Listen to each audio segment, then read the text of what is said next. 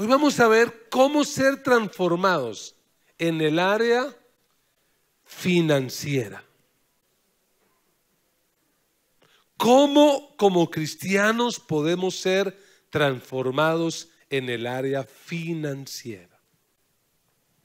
¿Cuántos quieren ser transformados en esa área? ¿Cuántos reconocemos que necesitamos ser transformados en esa área? ¿Le ha robado la paz alguna vez el dinero? ¿Sí?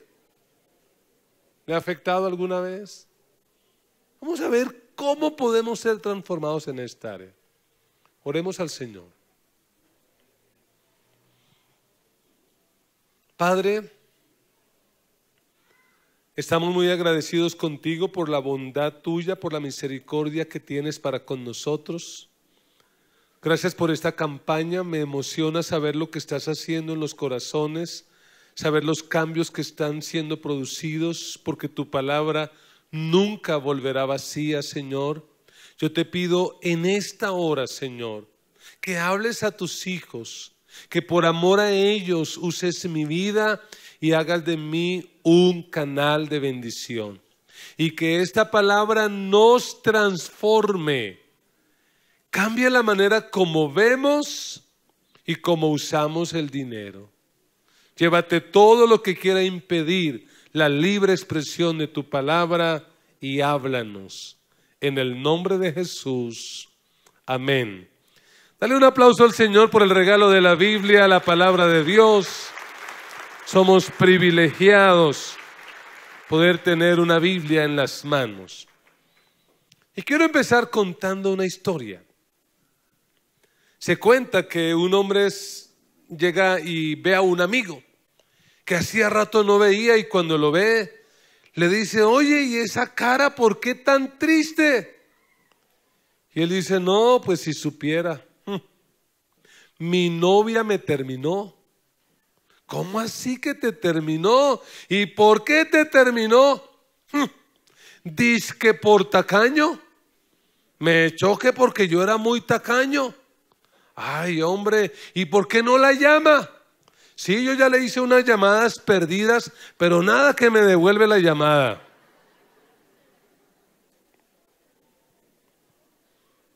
No era tan tacaño, ¿cierto? Realmente muchacha exagerada.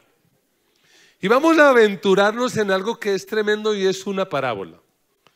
Quiero que abra su Biblia en el Evangelio de Lucas, capítulo 16. Y debo confesar que en mi vida de predicador esta ha sido la parábola que más canas me ha sacado, que más pelo me ha tumbado. No es una parábola fácil, es una parábola complicada, pero es una parábola que Dios va a usar para transformar nuestras vidas. Leemos la palabra del Señor y dice así: Jesús contó otra parábola a sus discípulos. Un hombre rico tenía un administrador a quien acusaron de derrochar sus bienes. Así que lo mandó a llamar y le dijo: ¿qué es esto que me dicen de ti? Rinde cuentas de tu administración, porque ya no puedes seguir en tu puesto. El administrador reflexionó: ¿qué voy a hacer ahora que mi patrón está por quitarme el puesto? No tengo fuerzas para acabar y me da vergüenza pedir limosna. Tengo que asegurarme de que cuando me echen de la administración haya gente que me reciba en su casa. Ya sé lo que voy a hacer. Llamó entonces a cada uno de los que le debían algo a su patrón. Al primero le preguntó: ¿cuánto le debes a mi patrón? 100 barriles de aceite, le contestó él. el administrador le dijo: toma tu factura, siéntate enseguida y escribe 50. Luego preguntó al segundo: ¿y tú? ¿Cuánto debes? 100 bultos de trigo, contestó. El administrador le dijo: toma tu factura y escribe 80. Pues bien, el patrón elogió al administrador de riquezas mundanas por haber actuado con astucia. Es que los de este mundo, en su trato con los que son como ellos, son más astutos que los que han recibido la luz. Versículo 9. Anímese y léalo conmigo. Por eso les digo, que se valgan de riquezas mundanas para ganar amigos, a fin de que cuando éstas se acaben, haya quienes los reciban a ustedes en las viviendas eternas. Amén. El pensamiento que yo quiero que usted se lleve en este día es que la vida depende de cómo vemos y cómo usamos el dinero. Y no solo la vida en esta tierra, sino la eternidad. El futuro suyo depende de cómo ve y cómo usa el dinero. Cuando Jesús contó esta parábola, tenemos que recordar que Jesús no contaba parábolas por contar parábolas. Oiga, estoy como desparchado, voy a contar una parábola. No. Siempre que Jesús contaba una parábola, lo hacía porque tenía una intención. Había una excusa por la cual Jesús contaba una parábola. Y en este caso, la excusa por la que Jesús la contó fue por sus discípulos. Porque mira el versículo 1, dice: Jesús contó otra parábola. ¿A quién?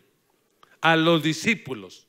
Jesús está pensando en los discípulos suyos al contar esta parábola. ¿Y por qué lo hace?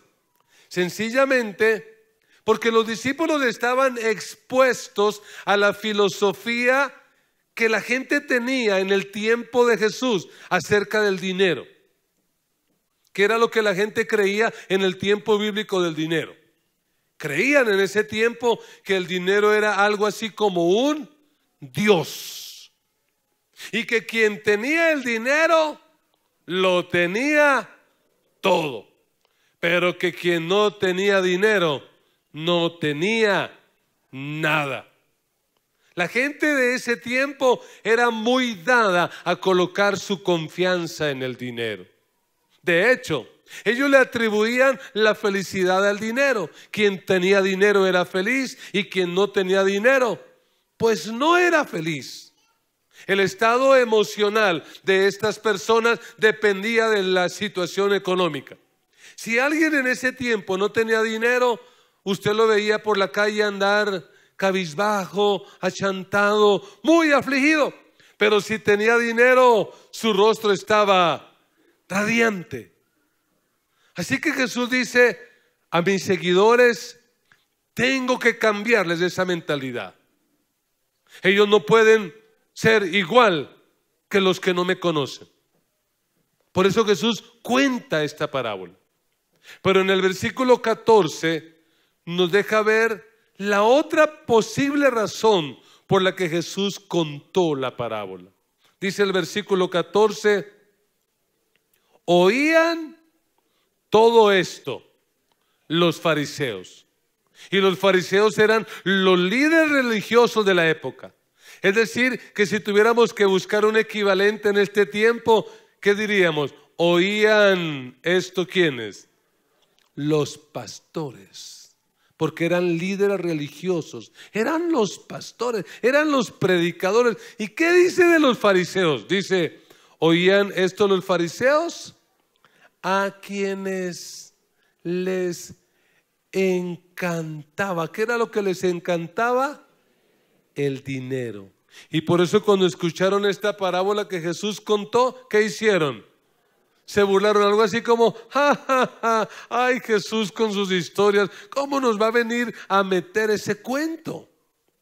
Por eso Jesús decidió contar esta parábola. Y para que la entendamos un poco, tenemos que ver que esta parábola de manera particular está justo después de la parábola del hijo pródigo. Si usted tiene su Biblia y mira para atrás, ¿cuál es la parábola que está antes? La parábola del hijo pródigo. ¿Y cuál es el tema central de la parábola del hijo pródigo? Entre otros, el manejo del dinero. Porque ¿qué hace el hijo menor de esta parábola? Pide la herencia, se va para una ciudad lejana y ¿qué hace con el dinero? Lo desperdicia viviendo perdidamente al punto de quedar en la bancarrota. Y de manera muy interesante, Lucas, después de esta parábola que hemos leído, nos presenta otra parábola y es la parábola del rico y Lázaro. ¿Recuerda usted esa parábola? Un rico que no se sabe su nombre, pero que todos los días hacía banquete, hacía fiesta. ¿Y quién vivía a la puerta de la casa de este rico? Un mendigo llamado Lázaro que moría de hambre y que lo único que tenía era un perro que le lamía las llagas y las heridas. Y sabemos el final de los dos. El rico terminó en condenación, no por ser rico, sino por la actitud hacia el dinero. Y Lázaro terminó en el paraíso no por ser pobre, sino porque probablemente había colocado su confianza en Dios. Y es que, amados hermanos, la vida depende de cómo vemos y cómo usamos el dinero. Y no solo la vida en esta tierra, sino tu eternidad estará determinada por la manera como tú veas y como tú uses el dinero en esta tierra. Así que Jesús decide contar esta parábola. Y la parábola es una historia muy sencilla, donde podríamos organizarla en algunos capítulos. El primer capítulo lo podríamos llamar la acusación. Y dice el versículo 1, Jesús contó otra parábola a sus discípulos y dijo, un hombre rico, entra en acción el dinero. Tenía un administrador a quien acusaron. ¿De qué lo acusaron? De derrochar sus bienes. Ojo, no lo están acusando de robar. ¿De qué lo están acusando? De derrochar. ¿Y qué es eso de derrochar? Que de repente se dañaba algo y ¿qué decía él? Boten eso y compren otra cosa. Que de repente algo no funcionaba y en lugar de arreglar lo que decía, pues boten y traigan otro. Era derrochador. No era un buen administrador. De repente, cuando tenía que hacer compras, en lugar de darse a la tarea de ir a cotizar a ver dónde era más económico, ¿qué decía? Eso no importa, compren, así esté caro, así salga malo, no importa. Le llegó ese cuento al dueño y el dueño decide ir a verificar eso. Y entonces en el versículo 2 leemos, así que lo mandó a llamar y le dijo, ¿qué le dijo? ¿Qué es esto que me dicen de ti? Rinde cuentas de tu administración, porque ya no puedes seguir en tu puesto. ¿Eso a qué suena? ¿Y a cuántos les ha tocado? No por esa razón, por supuesto, pero ¿cuántos han sabido lo que es que un día los despidan de un trabajo? ¿Qué genera eso a la persona? Eso genera una profunda crisis. Y esa es la segunda etapa que uno puede ver en esta historia. Una crisis profunda para este hombre. Y mírela en el versículo 3. El administrador reflexionó. ¿Y qué fue lo que dijo? ¿Qué voy a hacer? ¿Cuántos alguna vez en la vida nos hemos hecho esa pregunta? De repente el día que el contrato se terminó y te dijeron: qué pena, muchas gracias, no nos llames, nosotros te llamamos, es diciembre, chao, disfrútalo. Y uno, ¿qué pregunta se hace? ¿Qué voy a hacer? Tengo que pagar la cuota y el agua y la luz. Ni pensar en los colegios. ¿Qué colegios digo? Si mi hijo va a entrar a la universidad, ¿qué voy a hacer? Es una crisis. Y es interesante que en otras parábolas esta pregunta también se formuló. El rico insensato que sufrió una situación totalmente opuesta, ¿recuerdan? Aquel que en ese año el campo que sembró le produjo muchísimo. Y cuando empezó a recoger la cosecha y vio que era tanta, también se preguntó y ¿qué dijo? ¿Qué voy a hacer? ¿Por qué? Porque no tengo dónde guardar tanta cosecha. Fue la pregunta que él se hizo. ¿Qué voy a hacer? Probablemente fue la pregunta que se hizo el hijo pródigo cuando estaba allí queriendo comerse la comida de los cerdos. Probablemente, ¿qué dijo él? ¿Qué voy a hacer? Lo triste es que hay algunos, como el rico de la parábola del rico y Lázaro, nunca se hizo esa pregunta. Se murió y nunca se hizo. Se la hizo cuando ya era tarde, cuando estaba en el infierno. ¿Qué dijo? ¿Qué voy a hacer? ¿Y qué es lo que dice el texto? Ya no hay nada que hacer. Y este hombre se pregunta: ¿qué voy a hacer? Y mire las opciones que tiene. ¿Qué voy a hacer ahora que mi patrón está por quitarme el puesto? Primera opción: no tengo fuerzas para acabar. Probablemente este hombre ya era mayor de edad y que decía: no, yo ya no tengo 25, 30 años para echar pica y pala, no, yo ya no puedo. Y la otra opción que él veía, ¿cuál era? Mendigar.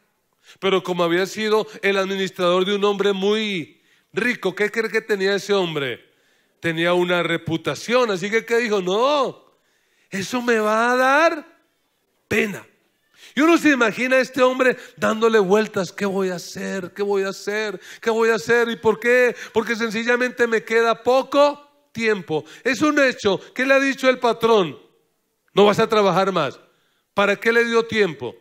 Para que presente el informe. Usted me va a presentar el informe, el balance, el estado de pérdidas y ganancias del 2018, me lo va a presentar y me lo presenta con la SNIF y me lo presenta con esto y con aquello y tiene tantos días. Y el hombre, pensando en eso, se le vino una idea a la cabeza. Y entonces mire lo que dice el texto, versículo 4. Tengo que asegurarme de que cuando me echen de la administración haya gente que me reciba en su casa. Y se le prendió la lámpara. ¿Y qué dijo él? Ya sé lo que voy a hacer. Oiga, y esto es muy, muy iluminador. Que este mayordomo infiel, que este mayordomo injusto, aunque sea tarde, entendió lo que tenía que hacer con el dinero. Porque hay personas, inclusive cristianos, que llevan años de caminar con Dios y todavía no saben qué deben hacer con el dinero.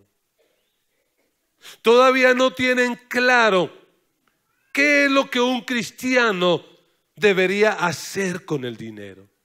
Así que este hombre empieza a usar el dinero. Y a propósito, ¿el dinero de quién era? ¿Era de él? No, ¿de quién era? Del patrón. Decide empezar a usar el dinero que no era suyo para beneficiar a otros. Y entonces llega el primero y le dice: oye, John, ¿cuánto es que tú le debes al patrón? ¿Y qué dice él? No, 100. ¿Y qué dice él? No, por favor, rompa esa factura y haga una donde diga que debe 50. ¿Eso a qué suena? Eso suena a un acuerdo de pago. Que a veces cuando a una persona está muy endeudada con el banco la llama y le dice: mire, usted por capital y por intereses debe 30 millones, pero le estamos ofreciendo un acuerdo de pago. Si trae 10, 15 millones, la deuda queda saldada. ¿Y qué siente la persona? Uy. Y yo me imagino a este beneficiario, hizo la factura y ¿qué dijo? Gracias, qué alegría, me liberé. Y llegó otro: ¿y tú cuántos barriles o cuántos bultos es que debes? 100. ¿Y qué le dice? No, le voy a descontar el 20. Escribe ahí 80. ¿Cómo cree que se fue esa gente para la casa? Uy, qué alegría, hicimos un acuerdo de pago y nos liberamos. ¿Sabe lo que estaba haciendo este hombre? Estaba usando dinero que no era suyo para beneficiar a otras personas. Y de esta manera estaba asegurando su futuro. Porque él estaba apelando a un principio que se llama el principio de la reciprocidad. Hoy por ti, mañana por mí. Porque él dice: cuando a mí me echen del trabajo, ¿a dónde voy a ir? Voy a llegar allá y le voy a decir: John, ¿cómo estás? ¿Te acuerdas que yo te di un descuento del 50? ¿Y qué va a decir él? Pero ¿cómo lo voy a olvidar si ese descuento equivalía a 3 años de trabajo? Entonces le decía: pues mira, es que me quedé sin trabajo. Por reciprocidad, ¿qué cree que le iban a decir? Por favor, quédese. Mi casa es tu casa. Yo no puedo olvidar lo que tú hiciste cuando yo estaba en la mala.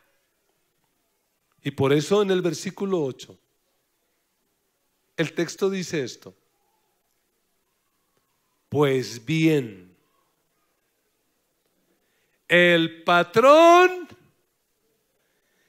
elogió al administrador de riquezas mundanas. ¿Por qué lo elogió? Por haber actuado con corrupción, ¿sí? Por haber robado, ¿sí? No, ¿por qué lo elogió? Por haber actuado con astucia. Y permítame usar mi imaginación y lo que yo creo que ocurrió. Que cuando le llegó el día de dar el informe, ¿con qué llegó el hombre? El hombre llegó con informe, pero llegó con plata. ¿Qué cree que le dijo? Mira, ¿te acuerdas de John? Él te debía 100, hice un acuerdo de pago y aquí está, te paga 50. ¿Te acuerdas del otro? Te debía 100, hice un acuerdo de pago y aquí está, te pagó 80. Es decir, reunió toda esa plata. ¿Sabe qué hizo este hombre? Este administrador no solo recuperó una cartera que probablemente ya se había perdido, sino ¿sabe qué hizo? Ganó honor, no para él, sino ¿para quién? Para el patrón. Porque en el pueblo, ¿de qué se hablaría? ¿Sí sabe? Uy, el patrón fulano, yo le debía 100 y me rebajó la deuda y solo le tuve que pagar 50. Oiga, qué patrón tan bueno tenemos.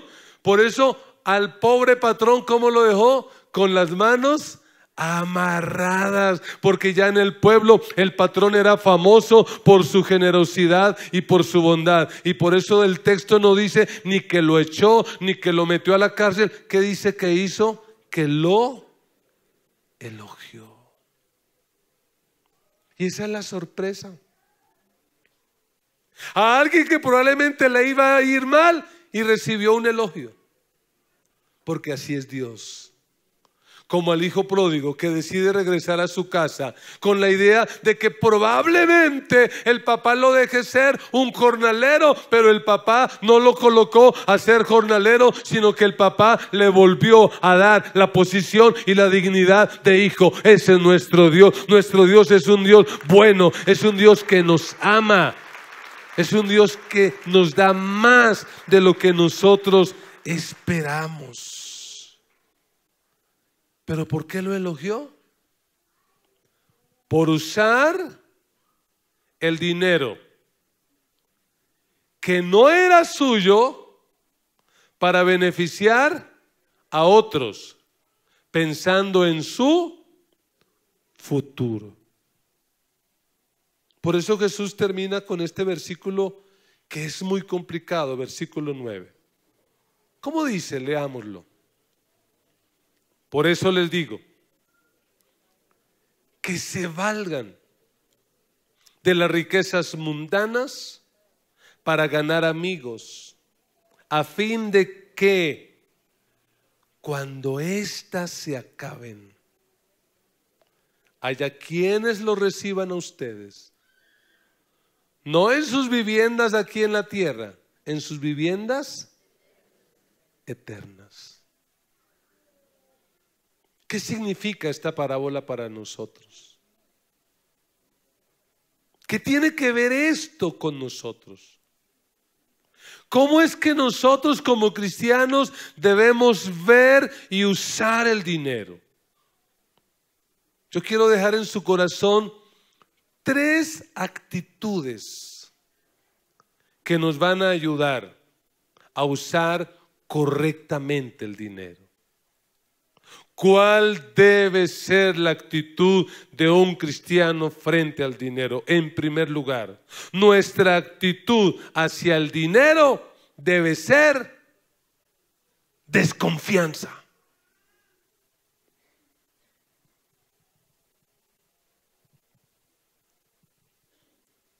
El peor error que un cristiano puede cometer en su vida es colocar su confianza en el dinero. Eso es lo peor que un cristiano puede hacer. Creer que el sentido de la vida está en enriquecerse, en prosperar y en tener dinero, eso es lo más bajo, lo más tonto y lo más estúpido que un cristiano puede hacer. Usted y yo, frente al dinero, lo que debemos tener es ¿qué cosa? Desconfianza. ¿Por qué debemos desconfiar del dinero? Por esto. Porque sencillamente todo lo que podamos perder no merece nuestra confianza. ¿Podemos confiar en nuestra salud? ¿Sí o no? No, ¿por qué? Porque un día la podemos perder. Un día estamos sanos, alentados, nos cuidamos, hacemos deporte, comemos bien, pero un día el médico nos dice, tienes esta enfermedad y te quedan tantos meses de vida. No podemos confiar. ¿Podemos confiar en nuestro trabajo? ¿Por qué no? Porque un día te van a decir, estás muy vieja, aquí ya no hay trabajo para ti, no podemos darte empleo. Podemos confiar en nuestro banco. Pero hay gente que confía más en el banco y le coloca la plata más fácil al banco que a Dios. ¿Podemos confiar en las personas? ¿Por qué? Porque un día nos van a fallar o un día se van a morir. No podemos confiar. ¿Podemos confiar en nuestros políticos? No, porque en la campaña dicen que no hay impuestos, pero luego cuando ni siquiera han empezado, ¿qué nos cargan?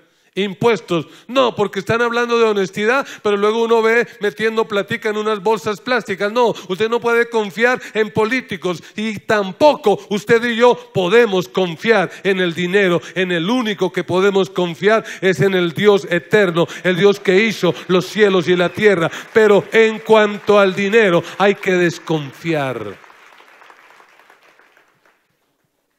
En el versículo 13 por eso Jesús lo dice. Dice, ningún sirviente puede servir a 2 patrones. Menospreciará al uno y amará al otro, o querrá mucho a uno y despreciará al otro. Y por favor, lea la última frase de este texto, como dice, ustedes no pueden servir a Dios y a las riquezas. Ojo, porque Jesús no dice ustedes no deben. ¿Qué es lo que está diciendo? No pueden. Si tú como cristiano has hecho la búsqueda del dinero como el sentido de la vida, tú no eres un verdadero cristiano, no eres un verdadero hijo de Dios. Y por supuesto no tienes que decir amén a eso. Pero si para ti el dinero es lo más importante, si para ti el tener, el poseer y el acumular, eso es lo más importante, tú realmente no amas a Dios, tú amas al dinero. O porque amas al dinero o amas a Dios, pero a los dos no puedes. Si para ti conseguir plata es más importante, si para ti acumular es más importante que apoyar las misiones, que dar tus diezmos y dar tus ofrendas, tú no eres cristiano. Tú estás amando al dinero más que a Dios. Tenemos que desconfiar del dinero. No podemos pretender que el dinero nos haga felices, porque el dinero nunca nos va a hacer felices. Al hijo pródigo no lo hizo feliz. Al mayordomo insensato, no, casi le cuesta la vida. Y le pregunto, al rico que olvidó a Lázaro, ¿el dinero le ayudó a encontrar la felicidad? Todo el dinero en la vida, pero ¿qué se encontró en la eternidad?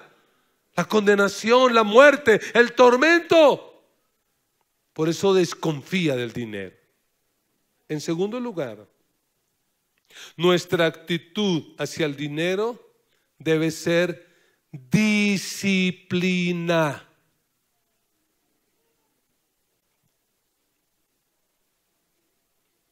Porque el punto aquí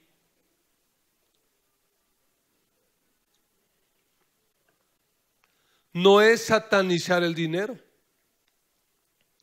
Yo no creo que usted salga diciendo, uy, no, yo no quiero dinero, es del diablo. Si a usted le parece que es del diablo, déjemelo aquí sobre la tarima, que ya vamos a empezar a construir la sede de los niños y la sede del colegio, así que por favor déjemela aquí si a usted le parece que es malo. Porque la Biblia en ningún lugar dice que el dinero sea malo. ¿Qué es lo que es malo? No les escuché. ¿Qué es lo que está mal? El amor al dinero. Amar al dinero es malo, pero el dinero no es malo, tampoco es bueno. El dinero es algo neutral. El dinero es como un bisturí, como un escalpelo. Ese escalpelo, bisturí, en la mano de un psicópata descuartizador, ¿qué puede producir? Usted se lo imagina, ¿cierto? Le da cosa. Pero ese mismo bisturí en la mano de un cirujano, ¿qué puede hacer? Salvar la vida, cortar el apéndice, arreglar. Entonces, ¿el dinero es bueno o es malo? Es neutral. El punto es que usted y yo como cristianos tenemos que ser disciplinados con nuestro dinero. Gracias, hermano. Habrá algunos que también lo creen. Tenemos que ser disciplinados con el dinero. Tenemos que ser disciplinados con el dinero. Porque no es el sentido de la vida, pero lo que Dios nos dé, ¿qué tenemos que hacer? Que administrarlo, y administrarlo bien. El dinero no lo podemos derrochar. ¿Qué era lo que hacía esta persona? Y tristemente, ¿qué es lo que muchos hacen durante estas épocas de diciembre? Derrochar. Compran bobadas que no necesitan, con plata que no tienen. Disfrute en diciembre y pague en febrero. Aproveche esta oferta, disfrute. Y terminan con la tarjeta de este almacén, del otro almacén, del otro almacén. Y deben el televisor, deben la comida, deben todo, deben las vacaciones. Le deben a todo el mundo, como decía mi abuela, a cada santo le deben una vela y a cada ánima un responso. Le deben a todos. Porque no son disciplinados. Quieren tener lo que no necesitan con dinero que no tienen para impresionar a gente que no conoce. No, hermano, si este año la cena navideña es arroz con huevo, lo vamos a comer arroz con huevo, pero en paz y en bendición, tranquilos y alegres. Si en este año no hay para comprar ropa nueva, pues no vamos a tener ropa nueva, pero no nos vamos a endeudar. Eso se llama disciplina. Disciplina implica que tengo que aprender a ahorrar, que tengo que aprender a cuidar lo que Dios me ha dado. Disciplina significa lo que este hombre hizo, aunque un poco tarde.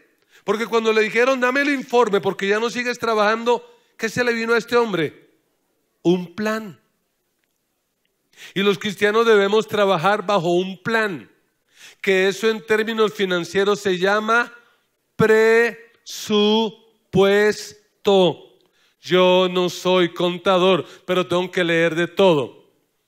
¿Qué es un presupuesto? En palabras castellanas, presupuesto es calcular los gastos por anticipado. Es saber que en enero esto es lo que voy a manejar y en febrero y en marzo. Cuando usted aprende a vivir bajo presupuesto y le sale una supuesta oferta, una supuesta oportunidad, usted revisa su contabilidad, su presupuesto y ¿qué dice? No está en el presupuesto. Pero es que es una oportunidad, mire, aquí está la tarjeta de crédito, no está en el presupuesto, no compramos y punto. Porque si no vamos a caer en el derroche. Eso se llama disciplina. Pero ¿sabe una disciplina que el cristiano tiene que empezar a cultivar? La disciplina de serle fiel al Señor en sus diezmos. La disciplina de entender que de todo lo que Dios me da, a Dios no lo dejo de último, sino que Dios en mi agenda y en mi billetera, Dios será siempre el primero. Y a Dios le voy a dar lo primero y le voy a dar lo mejor. Si yo quiero realmente tener éxito en esta tierra, financieramente, tengo que aprender a vivir esos principios. Cambie esa mentalidad de querer darle a Dios limosna. A Dios no se le da limosna. La limosna se le da a los mendigos de la calle. A Dios se le da diezmo y ofrenda. ¿Y sabe qué tienes que hacer hoy? Y te animo que lo hagas, que hagas una promesa de fe misionera. Que diga durante el año que viene, yo voy a dar, además de mi diezmo, voy a dar una ofrenda para las misiones. ¿Por qué? Porque fue lo que hizo el hombre de la parábola. Usó dinero que no era suyo para beneficiar a otros, pensando en el futuro. Y yo no sé si tú sabes, pero te lo voy a recordar. Todo lo que tú tienes es prestado. Todo lo que tú tienes es de Dios. Deja ese cuentico de que mi casa, mi carro, mi empresa. No, tienes que cambiar el lenguaje. La casa donde tú vives es la casa de Dios. El carro de Dios, los bienes de Dios, la empresa de Dios, todo es de Dios. Dios es el único dueño. Sácate esa idea de la cabeza de que tú eres dueño. ¿Sabes lo que significa la palabra dueño? La palabra dueño significa aquel que lo que tiene no lo ha recibido de nadie. ¿Cuántos dueños hay aquí? ¿Cómo salieron del vientre de su mamá? Desnudos. Nada trajimos, nada nos llevaremos. Todo lo que tenemos es prestado. ¿Y sabe qué es lo que hace Dios? Dios lo que hace es darnos dinero únicamente para probarnos. Por eso hay cristianos que a veces Dios no les da sino lo necesario. ¿Qué es lo que Dios quiere? Probarlos. ¿Y sabe qué es lo triste? Que muchos pierden la previa, es decir, pierden el año. Porque cuando Dios les da apenas lo justo, que dicen, yo no voy a la iglesia, ¿para qué me congrego? ¿Para qué oro? Entre más oro y más leo la Biblia, y para qué diezmo, mire cómo estoy. ¿Sabe qué dice Dios? Qué tristeza, perdió el año. Y por eso es que Dios a veces dice, y ahora lo voy a probar al revés. ¿Qué hace Dios? Le voy a dar más. Y los bendice y los prospera y llegan a ser tremendamente bendecidos. Y cuando empiezan a ser así bendecidos, dicen, ay no, yo me voy de esta iglesia porque yo necesito una iglesia así como de mi estrato. O sea, tú sabes, yo necesito una iglesia así y el domingo no puedo estar en culto porque tú sabes, no, pues muy lindo mi pastor que me enseñó el evangelio y amar a Dios, pero yo ahora soy de otro nivel y de otro estrato. ¿Sabe qué? Perdieron el año porque lo que Dios estaba probando era su fidelidad. Estaba probando probando a ver si ustedes eran fieles o no eran fieles. Porque si usted no es fiel en lo poco, tampoco lo va a hacer en lo mucho. Entonces nuestra actitud debe ser disciplina. Y la tercera actitud, porque este mensaje es difícil recibirlo. Imagínese predicarlo y me toca 4 veces. En tercer lugar, nuestra actitud hacia el dinero toca por D, ¿cierto? Ustedes ya conocen a su pastor. La primera, ¿cuál dijimos que era? ¿Qué hay que hacer con el dinero? Desconfíe. Segundo, y la tercera, desprendimiento. Gracias, hermano. ¿Qué tenemos que hacer con el dinero? Desprendimiento. Yo no he visto el primer muerto, no lo he visto que cuando se muere así. ¡Ah! Vaya, mire todos los muertos, ¿cómo mueren? ¿Y qué demuestra esa mano? ¿Qué está diciendo esa mano? Tanto trabajé, 40 años por la pensión, ahorro programado, acciones, hasta metí plata en DMG. ¿Para qué? Mire, no me llevo nada. Desprendimiento. El mayordomo de esta parábola, ¿cuándo lo aprendió? Tardecito, pero lo aprendió, ¿sí o no? Y mi esperanza es que algunos también algún día lo aprendan. Que algún día aprendan que tenemos que ser desprendidos.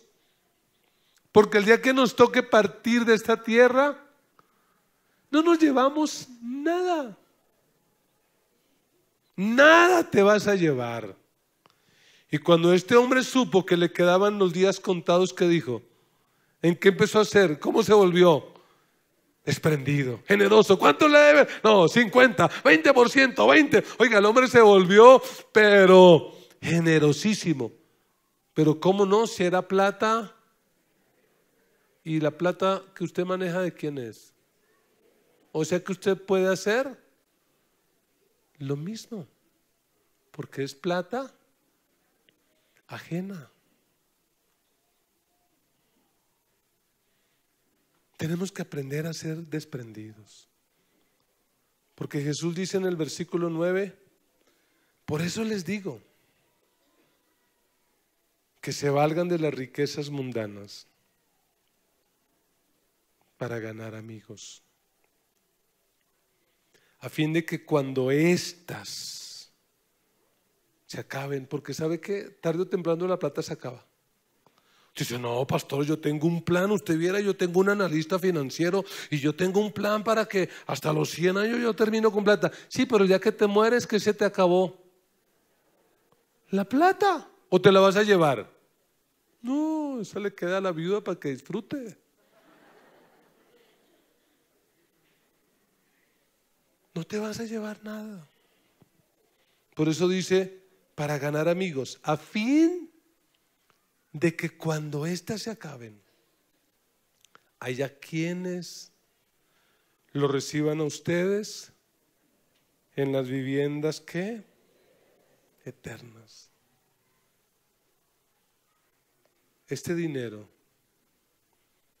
tenemos que usarlo para llevar personas al cielo.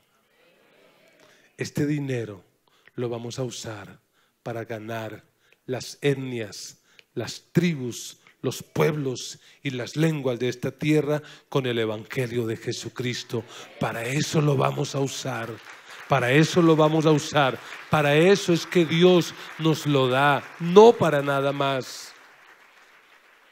Yo oro a Dios para que en esta iglesia Dios siga levantando empresarios, pero empresarios que entiendan que Dios los va a enriquecer, no para que tengan el mejor carro, la mejor casa, sino que los va a bendecir para que ellos puedan bendecir a otros.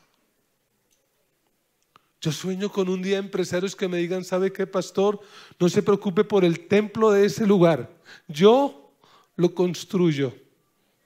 Pastor, no se estrese por ese misionero. Lo que cueste mensualmente ese misionero, nuestra empresa lo va a pagar, lo va a patrocinar.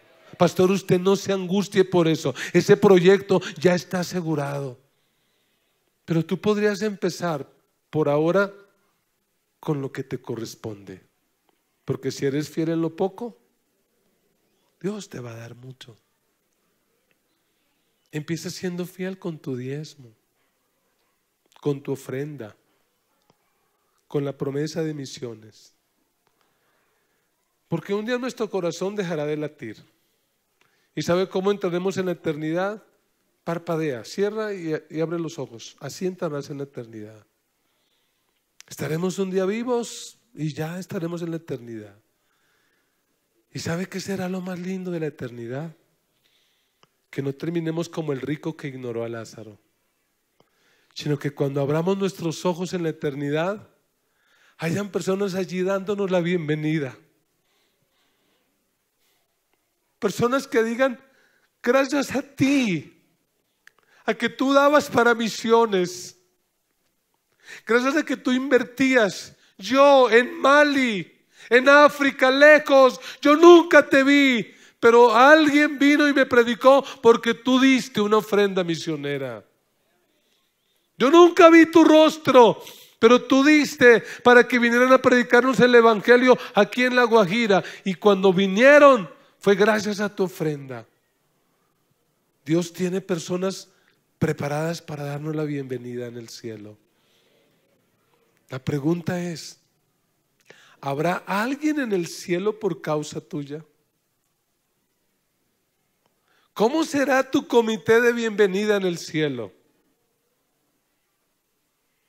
¿Cómo será tu comité de bienvenida en el cielo?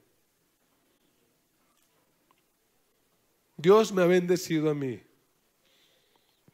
y tengo autoridad moral para decirlo, porque de lo que Dios me da yo lo devuelvo, porque quiero que el evangelio corra y sea predicado. Lo que me importa es que este mundo se salve, que este mundo conozca el evangelio, y que un día, cuando partamos de esta tierra, haya un comité de bienvenida en el cielo diciéndonos: gracias por haber hecho la gran comisión, gracias por haber traído el evangelio, gracias por habernos mostrado el amor de Cristo. ¿Para qué es el dinero?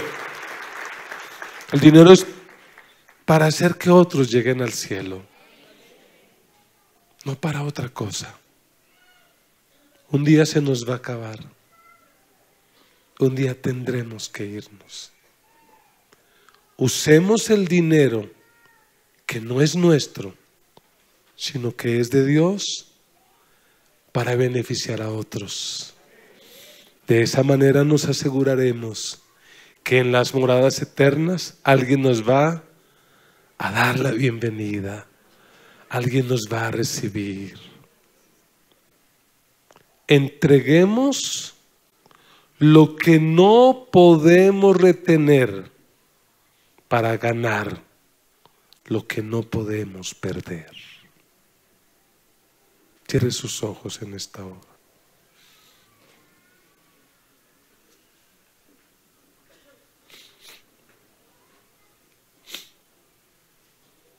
Reflexione por un momento en esta palabra que acaba de escuchar.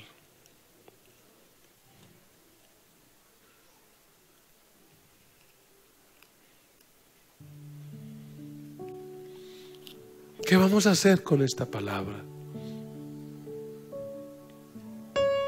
¿Qué vamos a hacer con este mensaje? A los jóvenes que me escuchan les digo: jóvenes, el sentido de la vida no es dinero. El sentido de la vida no es dinero. Hay algo mejor. No desperdicies tu juventud en esa carrera loca por acumular, por poseer. Trabaja, progresa, prospera. Ten sueños, ten proyectos, Pero recuerda siempre, tienes que usar el dinero ajeno para ayudar a otros. La mejor empresa es que este mundo conozca a Jesús.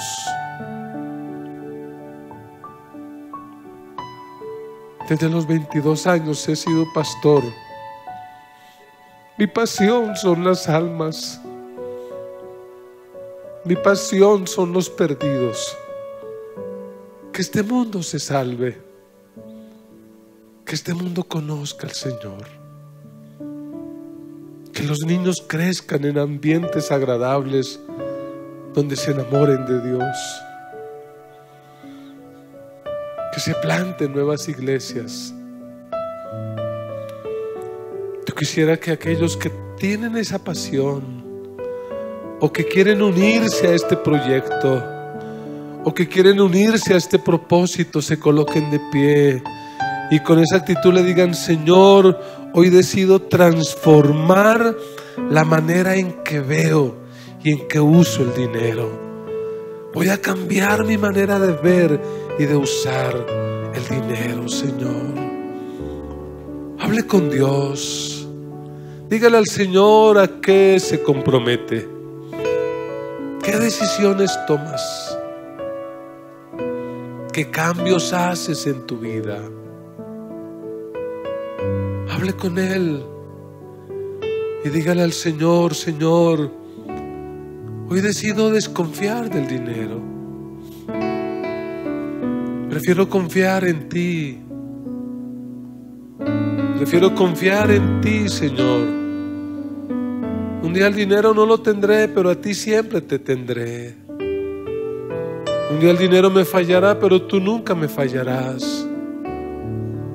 Un día cuando termine mi vida en esta tierra, el dinero no lo necesitaré, pero a ti sí te necesitaré.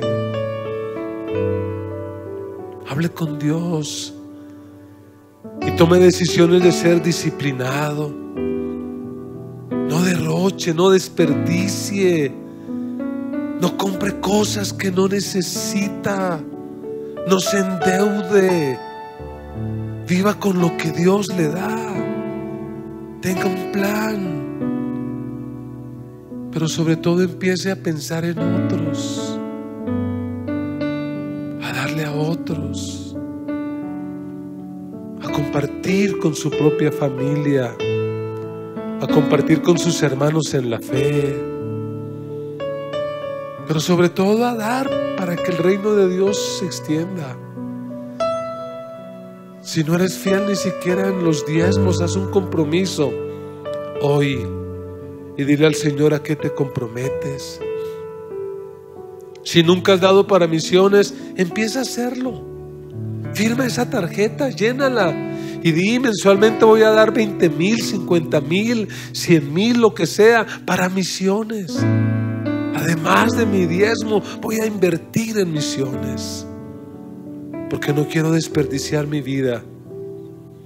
Porque no quiero que un día, cuando me llamen a cuentas, sea hallado como un derrochador, como alguien que usó mal el dinero. Señor, ayúdanos. Señor, cámbianos. Hoy te pedimos perdón, perdónanos, Señor. No queremos servir al dinero, te queremos servir a ti.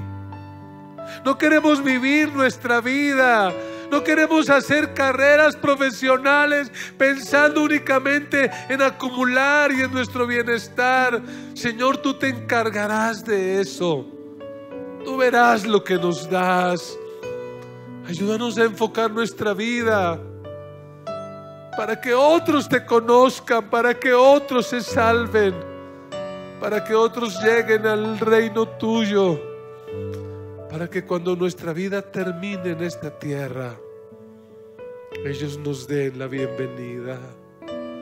Señor, ayúdanos. Levante sus manos, consagre su vida a Dios y dígale al Señor con sus palabras sinceras: Señor, cambia mi manera de ver y de usar el dinero. Quita de mí el derroche, quita de mí la mezquindad, quita de mí la tacañería. Dame un corazón generoso, dame un corazón fiel, un corazón que te ama, un corazón que da para los proyectos tuyos. Señor, yo te pido por tu iglesia, yo te pido por tus hijos, yo te pido por cada uno de ellos. Tú sabes la situación que cada uno de tus hijos se enfrenta. Aquí hay personas desempleadas. Yo te pido que tengas misericordia de ellas. Personas que hoy se están preguntando: ¿qué haré? ¿Qué haré? Señor, ayúdalos. Úsanos a nosotros para poder bendecir a los que hoy no tienen, Señor. Abre nuestros corazones. Señor, ayuda al que tú has prosperado y que ha bendecido, al que tú le has dado, Señor, y que en lugar de pensar derribar graneros y hacer unos más grandes, que piense en dar, que piense en guardar su abundancia en la alacena del pobre. Señor, enséñanos a vivir para ti. Hoy reconocemos que solo tú eres nuestro Dios y que no queremos otro Dios. No serviremos a Dios y al dinero, te serviremos solo a ti. Señor, cámbianos. Queremos reflejarle a este mundo tu amor. Queremos ser cambiados y transformados, Señor. Ayúdanos a nunca olvidar que el dinero es una asignación temporal, que tú nos lo das mientras vivimos, pero lo das para que lo usemos sabiamente, para que pensemos en ti, en tu reino. Señor, yo te pido que levantes esta iglesia como una iglesia transformada financieramente, una iglesia a la cual tú no tengas ningún problema en bendecir, una iglesia a la cual tú no tengas ningún problema en prosperar, porque esa prosperidad no les hará daño, sino que esa prosperidad redundará en bendición para las naciones de la tierra, redundará en bendición, Señor, para estas comunidades que todavía no te conocen. Señor, sana nuestra economía, libéranos y transfórmanos financieramente. Te lo pedimos en esta hora. La gracia de nuestro Señor Jesucristo, el amor de Dios nuestro Padre y la comunión del Espíritu Santo sea sobre cada uno de ustedes, y con gozo todos decimos amén, amén, aleluya.